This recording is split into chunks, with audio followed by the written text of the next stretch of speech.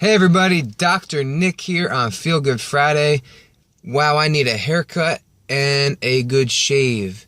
Today, it's another episode of Lessons from Bodybuilding. So these are things that I've learned from bodybuilding that can also pertain to life.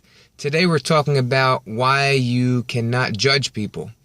You can't judge a book by its cover.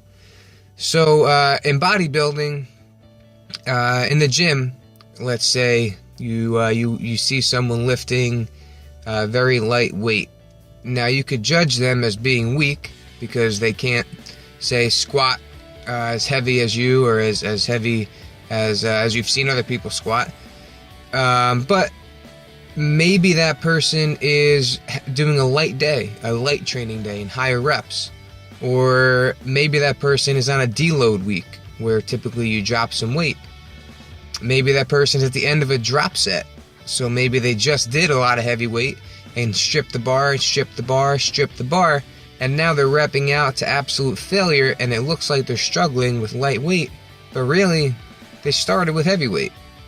So you can't ever judge people. On the bodybuilding stage, it's also important not to judge people. You can have someone up on stage who you may look at, and at first you may think it's kind of an embarrassment to the sport. You know, why is that person up on stage? You know, they should have some kind of like pre-qualification to step on stage, and if they did, this person would not qualify because they clearly don't look like they even work out. Then you get to know the person, and maybe they just survived cancer, or just had surgery. Maybe they were once 300 pounds, and now they're 160 pounds. Maybe they lost all that weight, and now this is their package you're bringing to the stage. So you never know someone's story. Can't judge. Super important in life. Stephen Covey, one of my favorite authors, tells this story.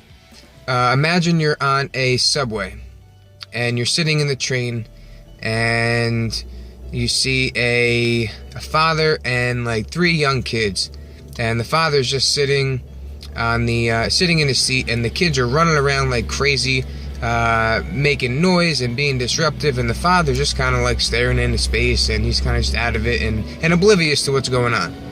Now usually that would make people's skin boil.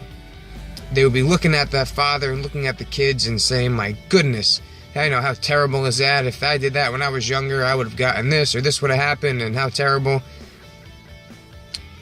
But then, in the story, a man goes up to the father and says, you know, sir, I noticed that your kids are being quite disruptive. You know, would you mind controlling them?